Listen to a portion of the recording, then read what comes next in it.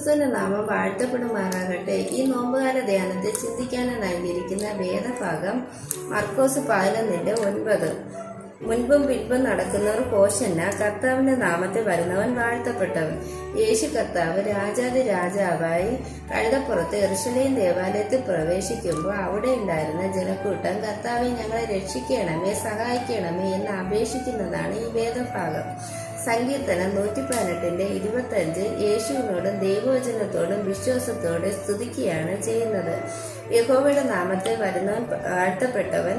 കർത്താവ് നമ്മെ അനുഗ്രഹിക്കുന്ന ആശ്വാസമായാണ് ദൈവജനങ്ങൾ നടന്നു നീങ്ങുന്നത്. സെഖര്യാവ് 9:9 യേശു കർത്താവ് നീതിമാനും രക്ഷകനുമായ രാജാവ് എന്ന തിരുവെഴുത്ത് ഇവിടെ നിവർത്തിയാകുന്നു.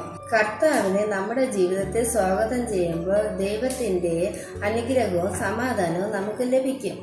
അതുകൊണ്ട് ഈ നോമ്പുകാലത്ത് നമുക്ക് നന്ദിയോട് സ്തുതിയോട് യേശു കർത്താവിനെ മഹത്വപ്പെടുത്താം. ദൈവം നമ്മെ ഏവരെയും സമൃദ്ധി അനുഗ്രഹിക്കുമാറാകട്ടെ. ആമേൻ.